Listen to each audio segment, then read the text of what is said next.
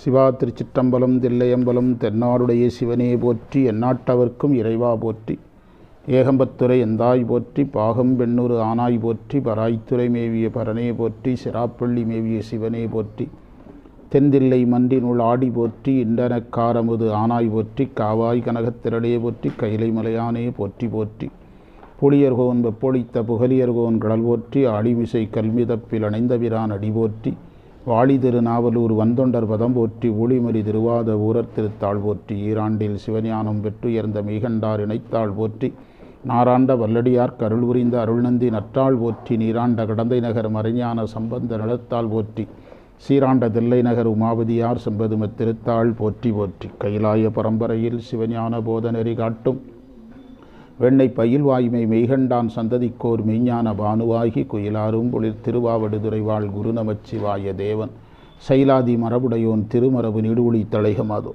மங்களாம்பிகை உடனவர் மகிமாலீஸ்வரர் முக்கண்ணியமையுடன் முக்கண்ணப்பர் ஈரோடு திருமுறைக் கழகம் தொண்டர் சீர் பரவுவார் சம்பந்த சரணாலய அடிகள் திருவடிகள் வணங்கி பண்டார சாத்திரத்தை வணங்கி குருமார்களை எல்லாம் வணங்கி நம்ம வகுப்பை தொடங்கலாம். அருள் திரு அம்பலவான தேசிகர் திருவடிகள் போற்றி.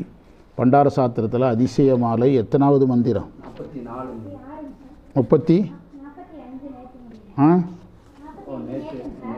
47 நடத்தணுமா? 46 நடத்தணுமா? சரி, அதாவது 43 முடித்தாச்சு, 44வது முடித்தாச்சு, அப்படி தானே?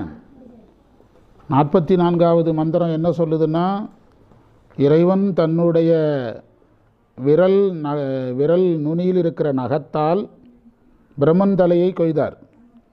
கையில் இருக்கிற திரிசூலத்தால் திருமாலை திரிசூலத்தில் குத்தி எடுத்தார். திருமால் நுனியினால் குத்தி எடுத்தார்னு காஞ்சி புராணத்தில் இருக்குது ஒரு கதை. அதை சொல்கிறாரு.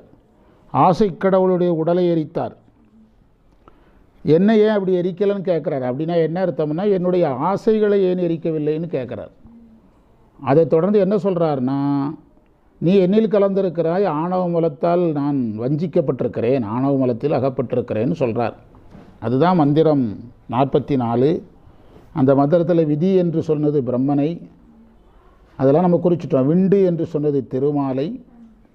45வது மந்திரத்தில் அந்த நிலையற்ற இன்பத்தில் அழுந்துறதை சொல்கிறார். முள்முறுக்கம்பூவின் செம்மை பொருந்திய என்று அந்த நிலையற்ற இன்பத்தில் அழுந்தக்கூடிய அந்த நிலையை சொல்கிறார். நிறத்தை எல்லாம் சொல்கிறார். சொல்லி கல்போல மனமுடையவனை நான் இருக்கிறேன், திறந்து கிடக்கிற வீட்டு வாசல் தோறும் போய் நான் நிற்கிறேன் அப்படிங்கிறார். அப்படின்னா என்ன அர்த்தம்னா, பொருளுக்கு ஆசைப்படுறவங்களுக்கு இந்த நிலைமை வரும்னு அர்த்தம். நிலையற்ற இன்பத்தில் ஒருவன் அழுந்தினால், இப்போ ஒருத்தன் பொண்ணே பார்க்குறான், அசிங்கமான பொண்ணு பாருங்கன்னு சொல்லுவானா? என்ன சொல்லுவான்? ஆமாம், அழகான பொண்ணு வேணும் அப்படின்னு தான் சொல்லுவான். குறிப்பிட்ட நடிகை பேர் சொல்லி பொண்ணு கேட்குறவனே இருக்கிறான். அதைத்தான் இதில் சொல்கிறார். அந்த நிறம், அந்த நிறத்தையெல்லாம் சொல்கிறாரு. இப்படியெல்லாம் அதில் சிற்றின்பத்தில் போய் அளந்தக்கூடிய மானிட இயல்பு. இதில் சொல்லப்பட்ட எல்லாம் பிறர், அதாவது பிறர் தங்களுடைய குற்றங்களே ஒத்துக்கிட மாட்டாங்க. ஞானிகள் அவருடைய குற்றங்களை யார் மேல் ஏற்றி சொல்லுவாங்க? ஏற்றி சொல்லுவாங்க. ஆமாம், ஞானிகள் வேறு வழி கிடையாது, அதுதான் வழி. அது நம்ம அடிக்கடி சொல்லுவோம்ல, மகன் பட்ட கடன் யார் பட்ட கடன் ஆகிறது? அப்பா பட்ட கடன் ஆகிறது. அதுபோல தான் எப்போ ஒருத்தன் இந்த நிலையற்ற இன்பத்தில் அழுந்துறானோ அவன் வாசல் தோறும் போய் நிற்க வேண்டியது வரும், ஏதோ ஒரு காரணத்துக்காக. அதையும் அதில் பதிவு பண்ணுறாரு. அதனால் அளவற்ற தீய பிறவிகளில் உழண்டேனுங்கிறார். எப்போது ஒருவன் மாறுகின்ற நிலையற்ற இன்பத்தில் அழுந்தினானோ அப்போ பிறவிகள், தீய பிறவிகள் தான் வரும். ஏனென்றால் அதன் விளைவு தீவினை. இப்போ தீவினை பயன் என்னாகும்? தீய விளைவுகளாக மாறும். தீவினை பயன் தீய விளைவுகளாக மாறும். அதனால் தீய பிறவிகளை உணர்ந்தேன். அடுத்த பத்தியில் சொல்கிறார், இந்த நாளில் அதையெல்லாம் நான் வெறுக்கிறவனாக மாறிட்டேன், உன்னை சார்ந்தேன், அந்த நிலையற்ற இன்ப சார்பை விட்டேன். இது எப்படி நடந்தது? தில்லையில் ஆடிய சங்கரனைன்னு கேட்குறார். எப்படி நடந்தது தில்லையில் ஆடிய சங்கரனே அப்படின்னு கேட்கிறார். அதாவது இந்த கடைசி பகுதி என்ன சொல்ல வருதுன்னா, இந்த நிலையிலிருந்து விடுபடுறது நம்முடைய முயற்சியால் முடியாது, யாருடைய அருளால் தான் முடியும்? இறைவனுடைய அருளால் தான் முடியும்னு அர்த்தம். இறைவனுடைய அருளால் தான் முடியும்னு அர்த்தம். அடுத்த மந்திரம் நம்ம இப்போ பார்க்கணும். 46. அறியாமை ஆன்மாவின் குணம் அல்ல.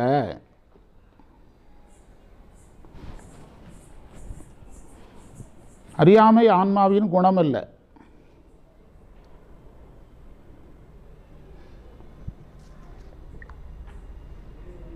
ஆன்மா ஒரு அறிவுடைய பொருள்.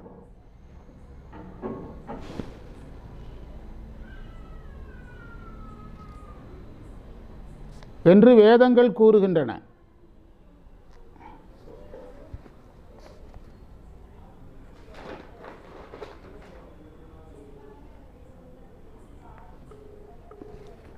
யான் என்ற உணர்வு போவதற்காக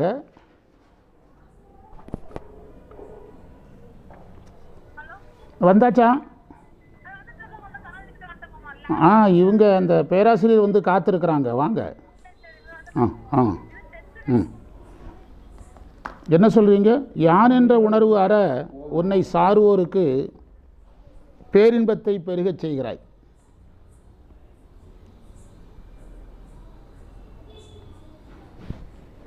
அத்தகைய நீ என்னோடும் கலந்திருந்தும், உங்கள் இதில் ஃபோன் வருது, பிரச்சனை இல்லையா? அது ஃபோன் ஒன்று வந்து ரிங் வந்துட்டுருக்கு. என்னோடு கலந்திருந்தும் ஒரு நாளும் பற்றுகளை விடாமல்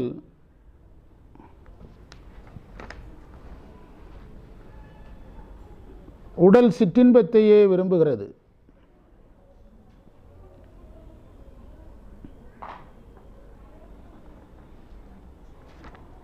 இவ்வாறு இருப்பதற்கு காரணம் என்ன? தில்லையில் ஆடிய சங்கரனே. இவ்வாறு இருப்பதற்கு காரணம் என்ன? தில்லையில் ஆடிய சங்கரனே அப்படின்னு கேட்குறார். தில்லையில் ஆடிய சங்கரனே என்று கேட்குறார்.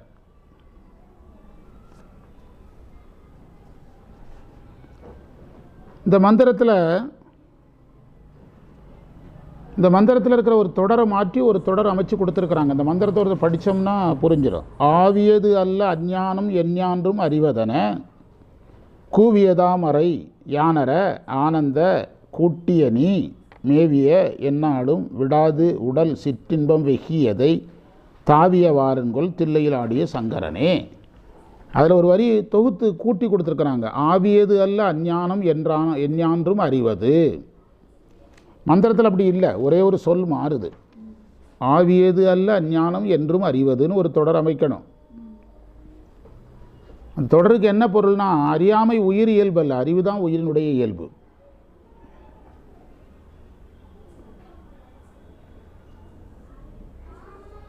கேவலத்தில் முழு அறியாமையை செய்த ஆணவம் சகலத்தில் திருவருளினுடைய உபகாரத்தை நினைக்க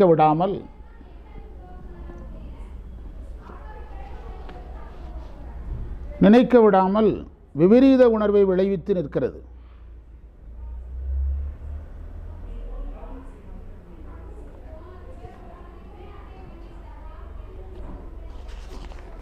இறைவன் யான் என்ற உணர்வை விட்டவர்களுக்கு பேரின்பத்தை கொடுக்கிறார்.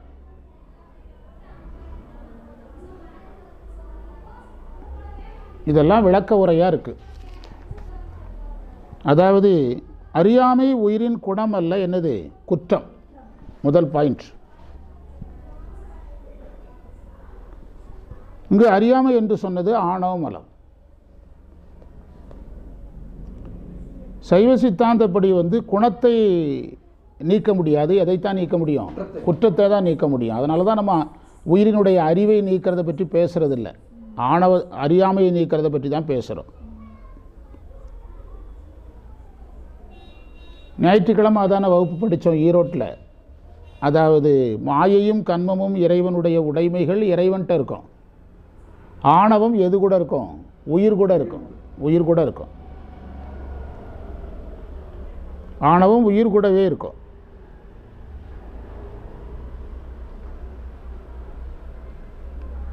அதில் ஒரு செய்தி இதோடு சேர்த்து படிக்க வேண்டிய செய்தி நம்ம ஈரோட்டில் கூட இப்போ படித்தோம். உயிர் போய் ஆணவத்தை பற்றவில்லை, ஆணவம் உயிரை பற்றவில்லை, இறைவனும் ஆணவத்தை உயிர் கூட கூட்டலை. இது ஞாபகம் வச்சுக்கணும். தானோ மாட்டாது யானோ செய்கிலன் நீயோ செய்யாய் நின்மலன் ஆயிற்று. உயிர் போய் ஆணவத்தை பிடிக்கவும் இல்லை, ஆணவம் உயிரை பிடிக்கவும் இல்லை, இறைவன் உயிரோடு ஆணவமலத்தை கூட்டவும் இல்லை. எனவே உயிர் ஆணவத்தை பிடித்தது குற்றம்னு ஒரு இது எழுதுவாங்க. அது எழுதுகிற இடத்துல கவனமாக இருக்கணும். அதுக்கு என்ன பொருள்னா, அனாதியே உயிர் கூடவே எது இருக்குது அந்த பொருள் தான் எடுக்கணும். நெல்லில் உமியும் நெல்லில் உமி போல் செம்பில் கழிவு போல் அனாதியாக உயிர் கூடவே என்ன மலம் இருக்குது, ஆணவமலம் இருக்கிறது என்ற பொருளை எடுக்கணும். இப்போ நம்ம ஒரு டம்ளர் பால் இருக்குது, பால் கறக்கும்போதே அதில் சில கசடுகள் இருக்கும். நீங்கள் பசுமாட்டில் பால் கறக்கும்போது அதனுடைய முடியிலிருந்து சாணம் உள்ள விடும். இதெல்லாம் காய்க்கும்போது தான் தெரியும். சூடாகும்போது திரண்டு ஒரு பக்கம் ஒதுங்கும். கசடு எதில் இருக்கும்? பாலில் இருக்கும். உள்ளதான் சும்மா ஃப்ரீயாக தான் இருக்குது. 2 வீலர் எடுக்கணுமா? வர்றாங்க. சிவா இதை நிறுத்திட்டு போங்க.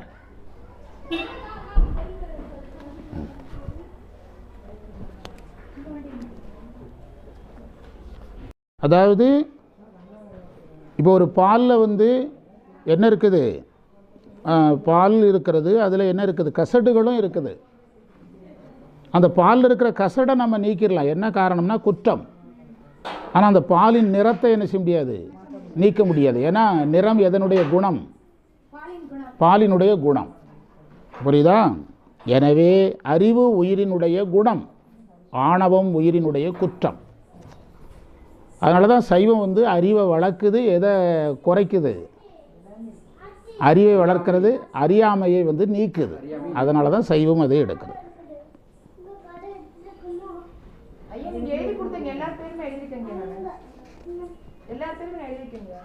அதில் என்ன விடுபட்டுருக்குன்னு அந்த லட்சுமிகிட்ட கொடுத்து கேளுங்க.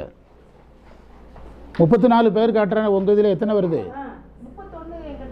ஆமாம், அது அந்த 3 பேர் யாருன்னு கண்டுபிடிக்க சொல்லுங்கள். லட்சுமி அதை கொஞ்சம் பாரு, ஒரு மணி நேரம்.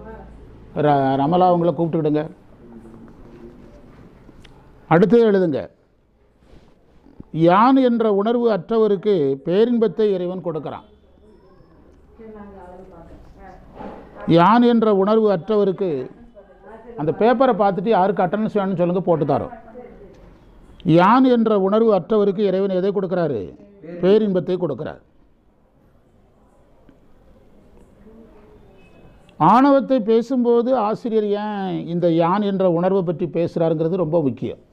ஆணவத்தை பேசும்போது ஏன் யான் என்ற உணர்வை பேசுகிறார் என்பது முக்கியம். ஏன் இந்த இடத்துல அதை பேசுகிறாருன்னா, ஆணவத்தினால தான் யானுங்கிற உணர்வே வரும். யான் என்ற உணர்வுக்கே எது தான் காரணம்? ஆணவம் தான் காரணம். அறியாமை தான் தன்னை தலைவனாக கருதும். அறியாமை தான் தன்னை தலைவனாக கருத செய்யும். யான் என்ற உணர்வு ஒருத்தருக்கு போயிட்டுன்னா ஆணவம் ஒடுங்கிட்டுன்னு அர்த்தம். அதனால தான் திருவாசகத்தில் வானாகி மண்ணாகி வழியாகி ஒளியாகி ஊனாகி உயிராகி உண்மையுமாய் இன்மையுமாய் கோனாகி, கோன் இறைவனுங்கிற உணர்வு கோனாகி இருக்கிறான். அந்த உணர்வு உயிருக்கு ஆணவலம் இருக்கும்போது வராது. அவன் தலைவன்கிற உணர்வு வராது. அதான் கோனாகி யான் எனது என்று அவரை யான் எனதுன்னு சொல்கிறவனை எல்லாம் கூத்தாட்டுவானாகி. கோன் இறைவன்கிற உணர்வு வந்துட்டுன்னா அவனுக்கு என்ன மலம் கிடையாது. அதைத்தான் அடிமை பண்பில் வச்சு பார்க்குறோம். அதுதான் ஆன்ம சுத்தின்னு டெய்லி பேசணும். நேற்று கூட பேசணும். புரியுதா?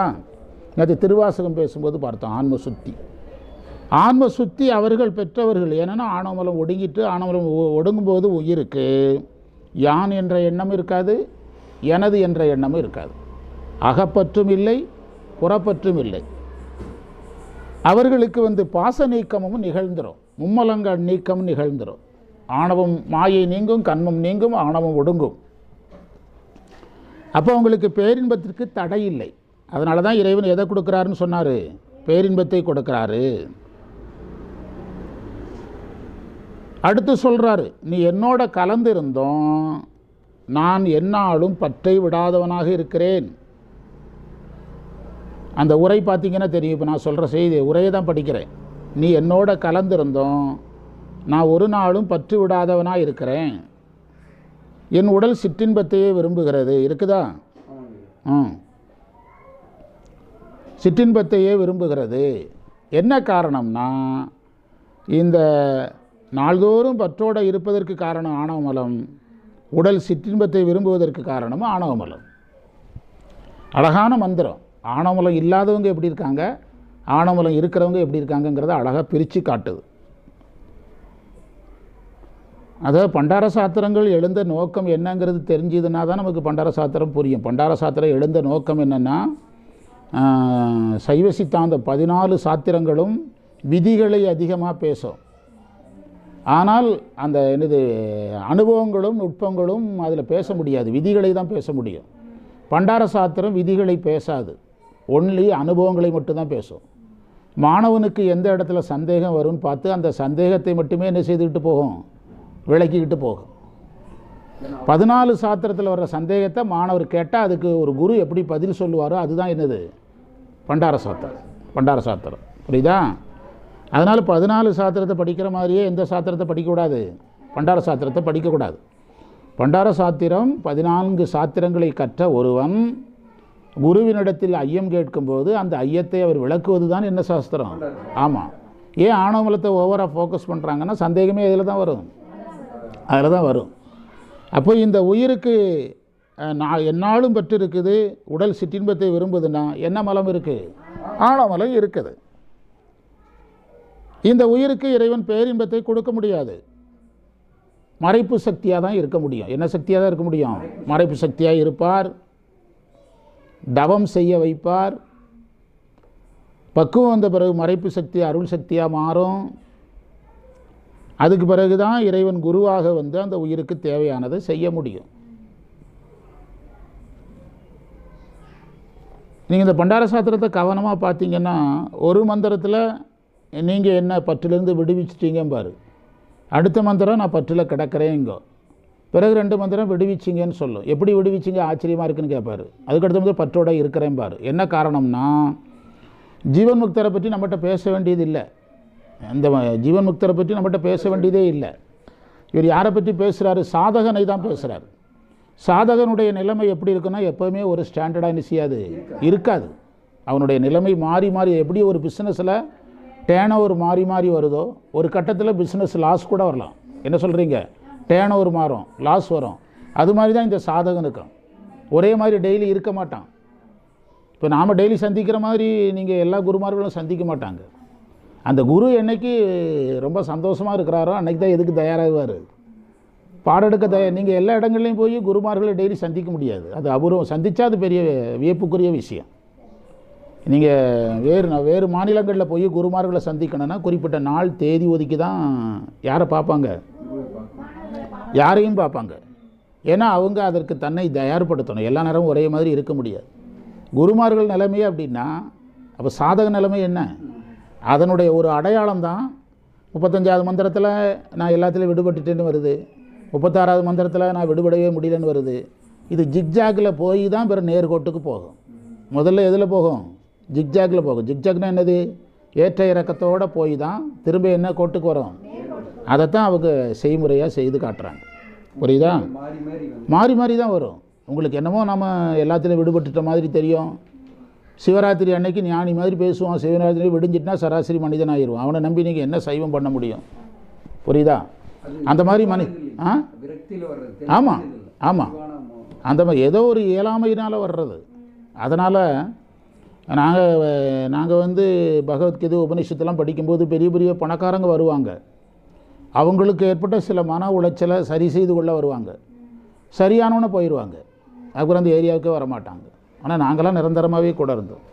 எனவே அதை மனதில் வைத்து தான் மாறி மாறி சொல்கிறார். இப்போ நான் என்னுடைய உடம்பு பற்றி விடாமல் இருக்குது, சிற்றின்பத்தில் அழுந்ததுன்னா என்ன மலம் காரணம்? ஆமாம், ஆணவமலம் போகணும்னா தவம் செய்யணும். தவம் ஞானத்தால் போக்கலாம். உங்களுக்கு ஒரு கேள்வி, ஆணவமலம் பிரச்சனைன்னு சொல்கிறீங்க, போகிறதுக்கு என்ன சார் வழின்னா, தவமும் ஞானமும், சரியை கிரிய யோகம் 3ம் சேர்ந்தது தவம், அதை அடுத்தது ஞானம். இது இல்லாதவர்கள் சைவத்தை பிறருக்கு கொடுக்கவே முடியாது. கொடுத்தாலும் அது ஒரு வகையான, என்னை கேட்டால் ஒரு வகையான ஏமாற்றுதலில் ஒரு வகை தான் அது. தன்னை ஏமாற்றிக் கொள்ளுதல், அடுத்தவர்களை ஏமாற்று. பணக்காரன் அல்லாதவன் தன்னை பணக்காரன் சொன்னால் எப்படி இருக்கும்? புரியுதா? நமக்கு வந்து கோயம்புத்தூர் ஏரியாவில் 100 ஏக்கர் நிலம் இருக்குன்னு யாராவது நம்ம சொன்னால் இருக்கணுமல்ல, சும்மா சொல்லி என்ன பிரயோஜனம்? அதை ரொம்ப தெளிவுபடுத்தி சொன்னார் இந்த மந்திரத்தில். அழகான மந்திரம். ஆவியதல்ல அஞ்ஞானம் எஞ்ஞான்றும் அறிவதன கூவியதாம் மறை யானர ஆனந்தம் கொட்டிய நீ மேவிய என்னாலும் விடாது உடல். அப்படியே வருதில்ல, சிற்றின்பம்.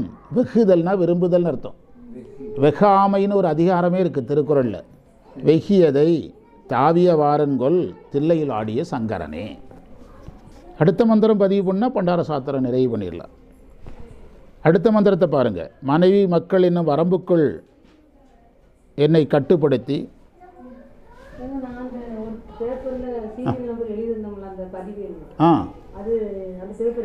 எங்கே போச்சு? செல்லில் இல்லையா? பதிவேன்னு செல்லில் இல்லையா? திரும்ப நீங்கள் பார்த்து போட்டுட வேண்டியது. வேறு என்ன செய்கிறது? பரவாயில்ல, அதனால் ஒன்று. 47வது மந்திரம். மனைவி மக்கள் என்னும் வரம்புக்குள் என்னை கட்டுவித்தாய் அல்லது நான் கட்டுப்பட்டேன்.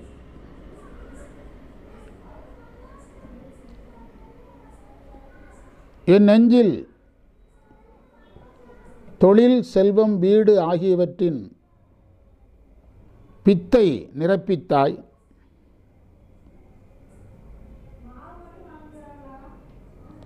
அடுத்த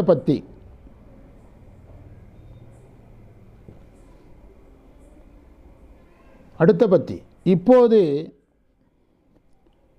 எல்லா நாளும் பேரின்பத்தை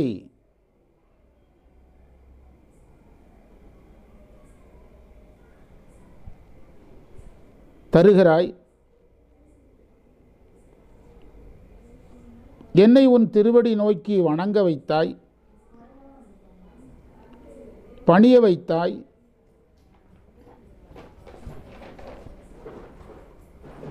இந்த நிலையை நீ எவ்வாறு செய்தாய் தில்லையில் ஆடிய சங்கரனே? இப்போ நான் சொன்ன உதாரணம் பாருங்கள். 43வது மந்திரத்தில் உயிருக்கு பற்று இருக்கிறதையும் சொல்கிறாரு, பற்று இல்லாததையும் சொல்கிறாரு. அப்படி பார்த்துக்கிடுங்க. 43ல் 44ல் பார்த்தீங்கன்னா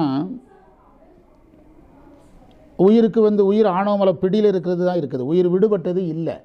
எதில்?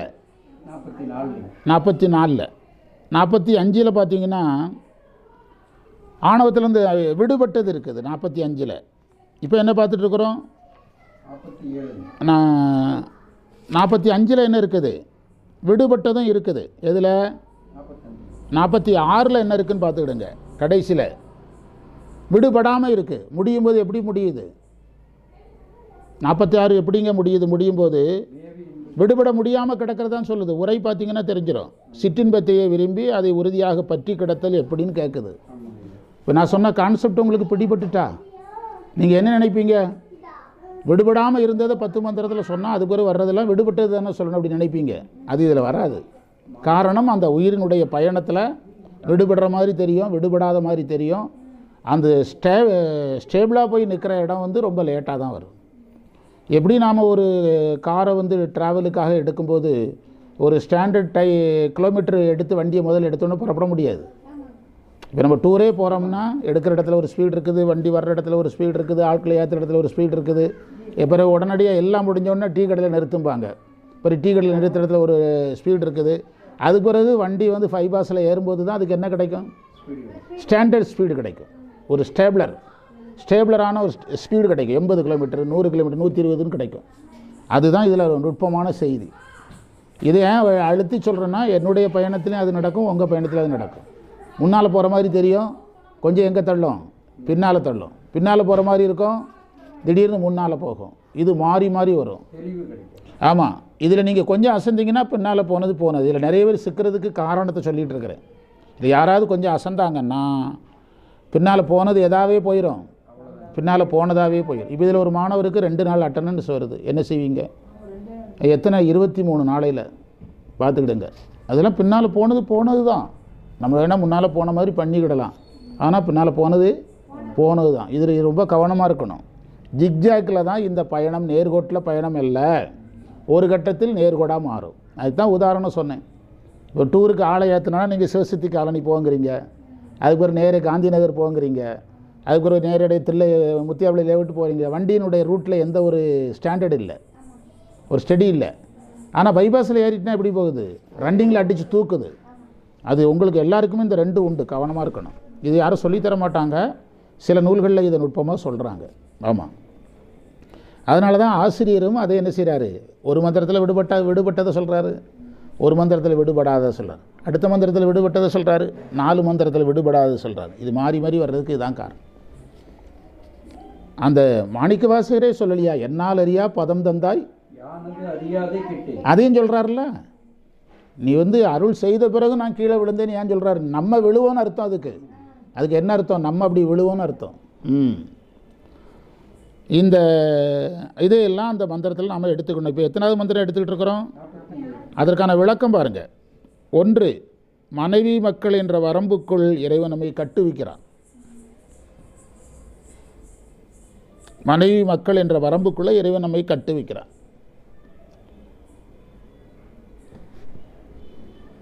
கேவலத்தில் ஆணவ மலத்தின் பிடியில் இருந்தோம், சகலத்தில் குடும்பத்தின் பிடியில் இருக்கும். அவ்வளோதான். ரொம்ப சிம்பிளாக நம்ம லாங்குவேஜில் சொன்னான்.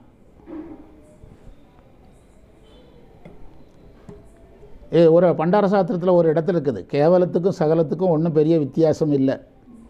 அங்கே அறிவே இல்லை, இங்கே கொஞ்சம் அறிவு வந்துருக்குது. ஞானம் வரலல்ல, ஞானம் வராதனால ரெண்டும் ஒன்று தான் ஒரு இடத்துல இருக்குது. எதுவும் சகலம் ரெண்டும் ஏகதேசம் ஒன்று தான் இருக்குது. மனைவி மக்கள் என்ற வரம்புக்களை கட்டுப்பட்டு கிடக்கிறோம். எதில்? அப்படி ஆரம்பிக்கிறார்.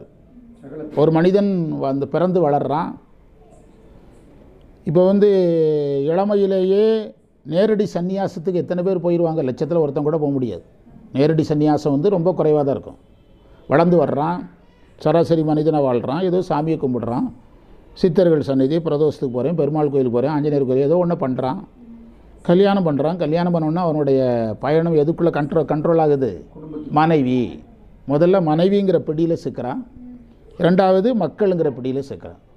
முதல் வளையத்தில் தப்பிச்சாலும் எந்த வளையத்தில் தப்பிக்க முடியாது. 2வது வளையத்தில் 2 வளையம் 2 சிறைக்குள்ளே அவன் மாட்டுறாங்கிறார்.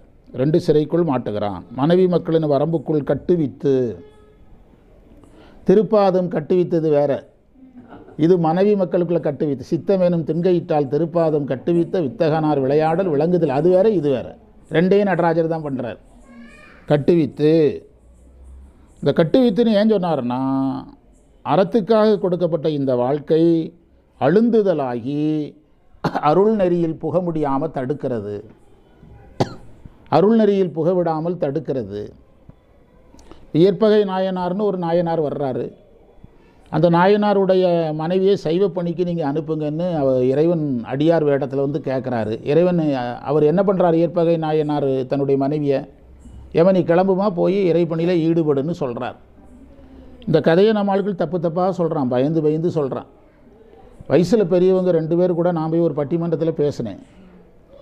வாளால் மகவறிந்து ஊட்டவல்லே நல்லேன், மாது சொன்ன சூழால் இளமை துறக்கவல்லே நல்லேன், தொண்டு செய்து நாளாரில் கண்ணிடந்து அப்பவல்லே நல்லேன், ஆளாவது எப்படியோ திருக்காலத்தி அப்பனுக்கே. இந்த பாட்டு தான் பட்டிமன்றம். வாளால் மகவறிந்து ஊட்டவல்லே நல்லேன்கிறவர் யாரை பேசணும்? சிறுத்தொண்ட நாயனார் பேசணும். அடுத்தது வாளால் மகவறிந்து ஊட்டவல்லே நல்லேன், மாது சொன்ன சூழால் இளமை துறக்கவல்லே நல்லேன், திருநீலகண்ட நாயனார். அதாவது சமயநெறியில் அழுந்த வேண்டியவர் நிலையற்ற இன்பத்தில் அழுந்திடுறார். நாயனாரே இருக்கிறார். எந்த நாயனார்? திருநீலகண்ட நாயனார். அதற்கு பிறகு கண்ணப்ப நாயனார் வர்றார். வயசில் பெரியவங்க எந்த தலைப்பை எடுக்கணும்? வயசில் சிறிய எனக்கு எந்த தலைப்பை கொடுக்கணும்? இதை கொடுக்கக்கூடாதுல்ல. எது? திருநீலகண்ட நாயனார் வரல, எனக்கு தரக்கூடாதுல்ல. அதை தான் என்னை சொன்னாங்க. அப்போ தான் நான் போட்டு வாங்குன்னு வாங்கினேன். இந்த கதையை சொல்கிறதுக்கு பெரியவங்களே பயப்படுறாங்க. அங்கே சொல்லலை, அன்னையிலேருந்து இன்றைக்கு வரைக்கும் சொல்லிகிட்டு இருக்கிறேன். கண்ணப்பர் கதை சொல்கிற தைரியம், அடுத்து சிறுத்தொண்ட நாயனார் கதையை சொல்கிற தைரியம், அது 3ஆம் கிளாஸ் பையன் கூட சொல்லுவான். எந்த கதையை சொல்ல தைரியம் இல்லை? கதையை சொல்ல தைரியம் கிடையாது. நிலையற்ற இன்பத்தில் அணுந்தினார், நிலையற்ற இன்பம் சொல்கிறதுக்கு பயப்படுறாங்க. அதே தான் இந்த கதையை சொல்லவும் பயப்படுறாங்க. எந்த கதையை? இயற்பகை நாயனார் கதையை. அது எப்படி சொல்கிறதுன்னு அவங்களுக்கு தெரியலை. அதாவது அவர் குடும்பம் நடத்தினாராம், அவர் மனைவி வந்து இறைவர் சிவப்பணிக்கு கூப்பிட்டாராம், இறைவன் அந்த பெண்ணை வந்து சிவப்பணிக்கு கணவன் வந்து அனுப்பி வச்சுட்டாராம். சொந்தக்காரங்கள்லாம் இதை எதிர்க்கிறாங்க அப்படிங்கிறது கதை. ஆனால் இந்த கதையை நீங்கள் அப்படியே நம்ம ஊர் சினிமா கதையை சொல்கிற மாதிரி சொன்னீங்கன்னா சொந்தக்காரன் இல்லை, தெருக்காரன் கூட அடிப்பான், தெருக்காரன் கூட அடிச்சு விடுவான். அந்த கதையை சொல்கிற மாதிரி சொல்லணும். அந்த கதை சொல்ல வந்த செய்தியே வேறு, அதை இன்னுமே நம்ம ஆட்கள் உள்வாங்கலை. இப்போ நேற்று ஒரு திருவாசக வரி, எம்பிரான் ஆவாரேங்கிற வரி, அதுக்கு தலைப்பு என்னது? திருவார்த்தையில் அந்த எம்பிரான் ஆவாரேங்கிறத நம்மளே இன்னும் சரியாக ஃபோக்கஸ் பண்ணலை. நேற்று தான் அந்த வரியை நம்ம எடுத்து அதிகமாக ஃபோக்கஸ் பண்ணுங்கன்னு சொன்னோம். அப்போ அந்த ஏற்பகை நாயனார் கதை என்ன சொல்ல வருது, முதல்ல அதையாவது புரியணுமில்ல. என்ன சொல்ல வருதுன்னா, ஒரு அப்பா ஒரு பெண் குழந்தையை வளர்க்குறாரு, பெண் குழந்தையை வளர்த்து உருவாக்குறார். ஒரு திருமண வயதில் அவருக்கு அந்த பெண்ணுக்கு ஏற்ற ஒரு மாப்பிள்ளையை பிடித்து திருமணம் செய்து வைக்கிறார். யார்கிட்ட ஒப்படைச்சாச்சு? இன்னொருத்தன்ட்ட ஒப்படைச்சாச்சு. முதல் ஆம்பளை இடத்திலிருந்து அது அந்த பெண்ணுக்கேற்ற ஒரு ஆடவனுக்கிட்டத்தில் அந்த பெண் ஒப்படைக்கப்படுகிறது. அந்த ஆடவனுக்கு 2 வாய்ப்பு இருக்குது. ஒன்று, இல்லறத்தில் அந்த பெண்ணை அழுத்துதல், அல்லது இல்லறத்தை பயன்படுத்தி நீ தப்பிச்சு போயிருமா, சமையலறைக்கு போயிருமான்னு சொல்கிறது. இது ஏற்பகை நாயனார் எந்த இடத்துல இருக்கிறாரு? இல்லறத்தில் அழுத்துகிற இடத்துல இல்லாமல் சாம்பார் வைக்கிறதுக்கும் சட்னி வைக்கிறதுக்கு தான் மனைவி, வாஷிங் மிஷினில் துணி துவைக்கிறதுக்கு தான் மனைவி, வீடு துடைக்கிறதுக்கு தான் மனைவிங்கிற உணர்வு இருந்துச்சுன்னா அவன் அழுத்துறான். புரியுதா? இது மட்டுமே உனக்கு கடமை இல்லைம்மா, 24 மணி நேரத்தில் நீ சாமிக்கிட்டு சில மணி நேரங்களை எடுத்துக்க, ஒரு முற்றோதல் போகணுமா போய்க்க, தேவாரத்துக்கு போய்க்க, ஒரு சித்தாந்த வகுப்பில் போய் பாடங்கள், ஒரு ஆசிரியர்கிட்ட பாடங்கள், கோயில் குளம் யாத்திரை மாதத்தில் ஒரு தடவை போ அப்படின்னு கணவன் சொல்ல ரெடி ஆகிட்டான். அவன் எந்த நாயனார் கான்செப்டுக்கு வர்றான்? இவ்வளோதான் விஷயம். இந்த கதையை பயந்து பயந்து மைக்கை ஆஃப் பண்ணி வச்சுக்கிட்டு பேசிகிட்டு இருக்கான் நம்ம ஆள். அனுமதிக்கணும். சமயம் செய்வதுக்கு எனக்கு தெரிஞ்சு சமயம் செய்கிற பெரியவங்க எல்லார் வீட்டுக்கும் நான் போயிருக்கிறேன். ஒரு மிகப்பெரிய ஒருத்தர் வீட்டுக்கு போகிறேன், மனைவிக்கு ஆனாவனா கூட தெரியாது. எது சார்ந்த விஷயம்? இன்னொரு சமயம் பேசுகிற ஒருத்தர், அவரும் அதே கதை தான். நான் நிறைய சமயம் பேசுகிறது பெரிய பெரிய ஆட்கள் வீட்டுக்கெல்லாம் போயிருக்கேன், மனைவிக்கு அது சம்மந்தமாக எதுவுமே தெரியாது. எங்கள் வீட்டில் அன்றைக்கி ஒரு நாள் திருவாசகத்தில் ஒரு வரியை சொல்லி எங்கே இருக்கிறேன் கரெக்டாக சமையல் பண்ணிக்கிட்டே சொல்லுது. முற்றோதல் போய் 7-8 வருஷம் ஆச்சு. கரெக்டாக சொல்லுது, சமையல் பண்ணிக்கிட்டே இந்த இடத்துல பாருங்கள் அந்த வரி வரும் அப்படின்னு சொல்லுது. அந்த வகையில் நான் ஏதோ தப்பித்தேன், கொஞ்சம் தப்பித்தேன். புரியுதா உங்களுக்கு? இப்போது அதைத்தான் இதில் சொன்னார், மனைவி மக்கள் என்னும் வரம்புக்குள் கட்டுவித்து. இல்லறம் தவறு கிடையாது, துறவரமும் தவறு இல்லை சார். துறவி துறவரத்தில் அழுந்துவார், ஏன்னா அதுக்கு அடுத்து இன்னொரு அறம் கிடையாது. ஆனால் நம்ம தான் ஆபத்தான இடத்துல இருக்கோம்.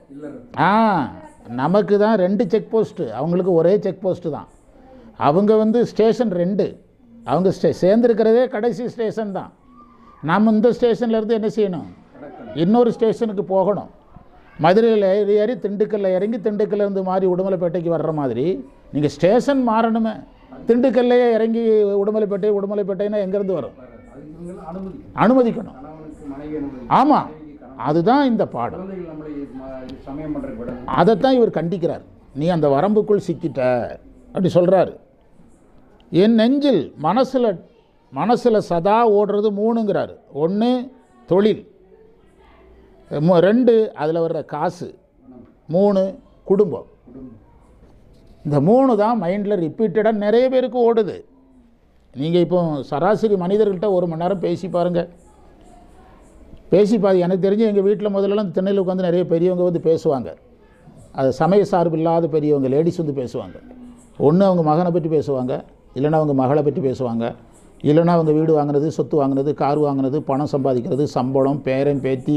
இதுக்கு வெளியே அவங்களால என்ன செய்ய முடியாது, போகவே முடியாது. சுற்றம் என்னும் தொல்பசு குழாங்கள் பற்றி அழைத்து பதறினர் கதறம். அதுக்கு என்ன அர்த்தம் தெரியுமா? நான் மாணிக்க வாசகர் லாங்குவேஜில் சொன்னால், நான் சமயம் பண்ணேன், சொந்தக்காரனெல்லாம் அழுது சமயம் பண்ணதுக்கு அழுதானவளாம். சுற்றம் என்னும் தொல்பசு களாங்கள் கையை பிடிச்சி, என் தங்கம் இப்போவே சமய நெறிக்கு போயிட்டா தங்கம், ஒரு 94 வயசு ஆனால் கூட பரவாயில்ல, சுற்றம் என்னும் தொல்பசு களாங்கள் பற்றி அழைத்து பதறி கதறி அப்படிங்கிறார். சொந்தக்காரங்கெல்லாம் பதறிட்டானுவ கதை. ஏன்னா அவனுக்கு 2 பிரச்சனை. ஒன்று, இவன் நல்லா இருந்துடக்கூடாது, இன்னொன்று இவனை எந்த நெறிக்கு விட்டுறக்கூடாது, சமய நெறிக்கு விட்டுறக்கூடாது. நாங்கள் பள்ளிக்கூடத்தில் ஒரு இந்த கதை சொல்லுவோம். என்ன கதைன்னா, நண்டு கதை சொல்லுவோம். நண்டு தான் நினைக்கிறேன், நண்டுவா தவளை கதை. ஒரு பெரிய கம்பம், அதில் தவளைகள் கம்பம் ஏறுற போட்டி, கற்பனை கதை, கம்பம் ஏறுற போட்டி. அப்போ தவளையை வந்து அந்த கம்பத்தை ஏறி முடிக்கணும். நம்ம வந்து இந்த கம்பை ஏறுறதில் சொல்கிறோம்ல, எண்ணெயெல்லாம் பூசி விட்டு ஏற சொல்கிறாங்களே, வழுக்கு மரம் போட்டி தவளைக்கு. அப்போது தவளைகள் ஏறுது. ஒரு தவளை ஏறிச்சுன்னா கீழே இருக்கிற தவளைகளெல்லாம் சொல்லுது, இது நம்ம இனம் சார்ந்த ஒரு செயலே கிடையாது. நம் இனத்தில் இப்படி ஒரு செயலே கிடையாது. நம்ம இனம் ஒன்று நீரில் வாழணும் அல்லது நிலத்தில் வாழணும். மரத்தில் ஏறுற பிழைப்பு நம்ம இனத்துக்கு கிடையாது. புரியுதா உங்களுக்கு? அப்படின்னு எது சொல்லுது? ஆமாம். நீங்கள் வேறு ஒரு தவளை இருக்குது, அது மரத்தில் கூட ஏறும், அந்த தவளை வேறு, இது நீர் தவளை. அப்படியே அந்த தவளைகள் சொல்லி டிஸ்கரேஜ் பண்ணுது. ஏறின தவளைகள் வந்து இந்த டிஸ்கரேஜ் பண்ணோன்னே என்ன செய்யுது, பொத்துன்னு கீழே விழுந்துருது. இது ஆகாது, நம்ம ஆட்களும் வேண்டாங்கிறானுவ சொல்லுது. ஒரு தவளை மீறி என்ன செய்யுது, ஏறி எல்லைக்கு போயிடுது. கடைசியில் ஆராய்ச்சி பண்ணி பார்த்தா அந்த தவளைக்கு காது கேட்காது. சொந்தக்காரனை சொன்னது எதில் விழலை? நீங்கள் சமயம் பண்ணணும்னா யார் சொல்கிறது காதில் விழக்கூடாது, சொந்தக்காரன் சொல்கிறது காதில் விழுந்ததுன்னா விளங்காது, அவ்வளோதான். விளங்காதுன்னா எதுவும் விளக்கம் பெறாது. இல்லை, வாழ்வியல் விளங்காது சொல்லலை, எதுவுமே நமக்கு புரியாது, தெரிஞ்சுக்கிட முடியாது. அதனால தான் தொழில் அவனுக்கு சதா தொழிலை பற்றிய நினைவு. நீங்கள் அவன் வந்து தொழில், காசு, வீடு அந்த அளவில் நிறைவடைஞ்சிடுறாங்களா, அதுக்கு அப்பால் யார் போகிறா? அதில் தானே இருக்கிறாங்க எல்லாருமே. அடுத்தது காசு, பணம், எவ்வளோ சம்பாதிக்கிறோம். நீங்கள் வந்து ஒரு பையனே எடுத்துடுங்களா, நல்ல வயசு பையன், எந்த ஃபீல்டில் வேணாலும் இருக்கட்டு. நீங்கள் சும்மா அந்த பையனை வந்து நீங்கள் பையனை சாதாரணம் நினச்சிடாதீங்க. மாப்பிள்ளை பையனுங்க, நான் என்ன சொல்கிறேன்னா, டெய்லி கோயிலுக்கு போகாமல் இருக்க மாட்டானுங்க. நீ சில நேரங்களில் பார்த்தீங்கன்னா 10-15 நாள் சேவிங் பண்ணாமல் தாடி வளர்த்துக்கிட்டே இருப்பானுங்க. அவ்வளவு பக்திங்க. மருதமலைக்கு மாதத்துக்கு ஒரு தடவை போகிறான், பழனிக்கு மாதத்துக்கு ஒரு தடவை போகிறான், 1.5 லட்ச ரூபா 4 லட்ச ரூபா மாதம் சம்பாதிக்கான்னு சொல்லி பாருங்கள், சாமியார் ஆயிடுவானோ? அடுத்த கேள்வி என்ன கேட்பானுங்க? அவன் சம்பாதிக்கிறாங்கிறது இவனுக்கு தேவையே கிடையாது. இந்த ட்ராக்கை நீங்கள் பாசிட்டிவாக சொல்லியிருப்பீங்க, இது சரியில்லையே, இது தேவையில்லையே, நீங்கள் இதை நம்பி பொண்ணு தந்துடுவான்னு நினச்சிருப்பீங்க. அவன் இதை காரணமாச்சு என்ன தரமாட்டான். நிறைய வீடுகளில் இது நடந்திருக்குது. அப்போது அந்த அவன் சிந்தனை முழுது எதில் தான் இருக்கணும்? தொழில், காசு, வீடு. ஒன்று அவனுடைய தொழிலை பற்றி பேசணும், இல்லைனா வரவு செலவு பேசணும், அல்லது அவனுடைய வீட்டில் மனைவி, மக்கள், பேரம்பேத்திக்கு வெளியே அவன் எந்த சிந்தனையும் பண்ணக்கூடாது, எந்த செயலும் அவன் பண்ணக்கூடாது என்ற ஒரு நிலை அந்த உயிர் இருக்கும். அதுக்கு அந்த உயிர் காரணம் சாமி வந்து அந்த இறைவன் அதை உயிருக்கு செய்தாருங்கிறார். அதற்கு பொருள் என்னென்னா, உயிர் செய்த வினையினால அந்த இடத்துக்கு எது போயிட்டு, உயிர் போயிட்டு. இப்போ நம்மெல்லாம் இந்த பாடத்தையாவது பேசுகிறோம்னா அந்த நிலை நமக்கு கொஞ்சம் என்ன செஞ்சுருக்குது, கொஞ்சம் விலை இருக்குதுன்னு அர்த்தம். ஆனால் இப்போது உன்னை வணங்க வைத்தாய், பணிய வைத்தாய், என்னுடைய மனம் உங்ககிட்ட நிலையாக இருக்குது, இது எப்படி நடந்ததுன்னு கேட்குறாரு. அடுத்து திருவாசகம் பதிவோம். ஒரு 2 நிமிஷம் வெயிட் பண்ணுங்க, வந்துடுறேன். இந்தாங்க. ஏதாவது டவுட் கேட்குறாங்களான்னு கேட்டு வந்துடுறேன். சரிங்க.